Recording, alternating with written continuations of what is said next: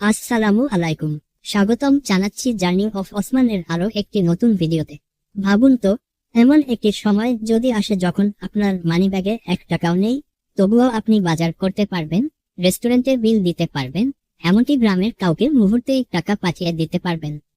শুনতে ভবিষ্যতের গল্প মনে হলেও বাংলাদেশ ধীরে ধীরে সেই দিকে এগোচ্ছে। আজকের ভিডিওতে জানব বাংলাদেশের বর্তমান সরকার কেন নগদ টাকার ব্যবহার কমিয়ে ডিজিটাল লেনদেন বাড়ানোর উদ্যোগ নিচ্ছে। এর পেছনের কারণ কি, সাধারণ মানুষের কি লাভ, আর কি কি চ্যালেঞ্জ রয়েছে। চলুন শুরু করা যাক। শুরুতেই একটি প্রশ্ন, আপনি কি লক্ষ্য করেছেন, এখন শুধু বড় শপিং মল নয়, ছোট মুদি দোকান, চায়ের দোকান, রেস্টুরেন্ট, এমনকি রাস্তার পাশের অনেক ব্যবসায়ীর কাছেও কিউআর কোড দিয়ে পেমেন্ট করা যাচ্ছে। মোবাইল ব্যাংকিং, ইন্টারনেট ব্যাংকিং এবং ডিজিটাল পেমেন্ট এখন আগের যে কোনো সময়ের তুলনায় অনেক বেশি জনপ্রিয়। তাহলে কি একদিন কাগজের টাকা পুরোপুরি উঠে যাবে? উত্তর হলো এখনই নয়। তবে সরকার ও বিভিন্ন আর্থিক প্রতিষ্ঠানের ডিজিটাল লেনদেনের ব্যবহার বাড়াতে কাজ করছে। কারণ লেনদেনকে আরো দ্রুত ও সহজ করা। ডিজিটাল পেমেন্টের মাধ্যমে কয়েক সেকেন্ডের মধ্যেই দেশের এক প্রান্ত থেকে অন্য প্রান্তে টাকা পাঠানো যায়। ব্যাংকে লাইনে দাঁড়াতে হয় না, আবার বেশি নগদ টাকার সঙ্গে রাখারও প্রয়োজন কমে যায়। ফলে সময় বাঁচে, ঝামেলা কমে এবং লেনদেন আরো সহজ হয়। কারণ 2, অর্থনীতিকে আরো স্বচ্ছ করা।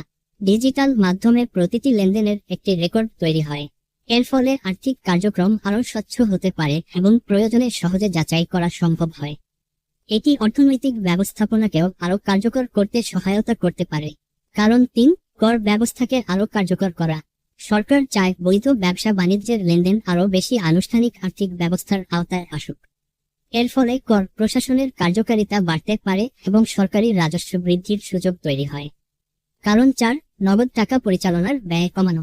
প্রতিবছর নতুন নোট ছাপানো, পরিবহন, নিরাপত্তা নিশ্চিত করা এবং পুরনো নোট পরিবর্তনে উল্লেখযোগ্য অর্থ ব্যয় হয়। ডিজিটাল লেনদেনের পরিমাণ বাড়লে এই ব্যয়ের একটি অংশ কমানো সম্ভব হতে পারে। কারণ 5, নিরাপত্তা বৃদ্ধি। বেশি নগদ টাকা সঙ্গে রাখলে চুরি বা ছিনতাইয়ের ঝুঁকি থাকে। ডিজিটাল পেমেন্টে আধুনিক নিরাপত্তা প্রযুক্তি ব্যবহার করা হয়, যা অনেক ক্ষেত্রে ঝুঁকি কমাতে সাহায্য করে। তবে মনে রাখবেন, ওটিপি, পিন, পাসওয়ার্ড কিংবা ভেরিফিকেশন কোড কখনোই কারোর সঙ্গে শেয়ার করবেন না। সচেতন থাকলে ডিজিটাল লেনদেন আরও নিরাপদ হতে পারে।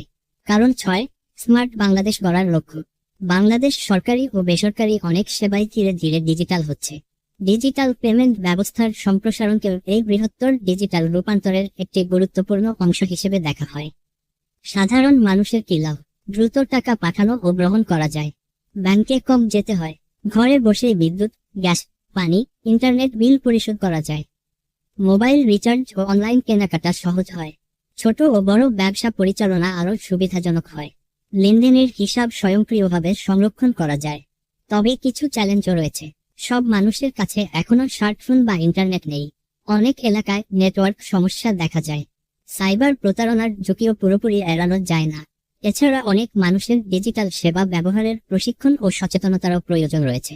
তাই নগদ থেকে ডিজিটালে পরিবর্তন ধীরে ধীরে এবং সবার সুবিধা বিবেচনা করেই এগোনো গুরুত্বপূর্ণ।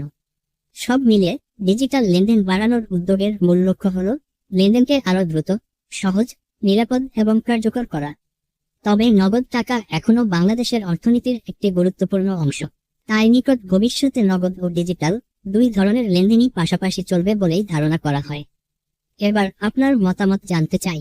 আপনি কি নগদের চেয়ে ডিজিটাল পেমেন্ট বেশি ব্যবহার করেন, নাকি এখনো হাতে নগদ রাখতেই স্বাচ্ছন্দ্যবোধ করেন? আপনার মতামত কমেন্টে লিখে জানান। ভিডিওটি ভালো লাগলে অবশ্যই লাইক দিন, বন্ধুদের সঙ্গে শেয়ার করুন এবং প্রযুক্তি, অর্থনীতি ও দৈনন্দিন জীবনের গুরুত্বপূর্ণ বিষয় নিয়ে এমন আরও তথ্যবহুল ভিডিও পেতে জার্নি অফ ওসমান ইউটিউব চ্যানেলটি সাবস্ক্রাইব করুন। একই সঙ্গে জার্নি অফ ওসমান ফেসবুক পেজটিও ফলো করতে ভুলবেন না। আজকের মতো এখানেই বিদায়। আল্লাহ হাফেজ।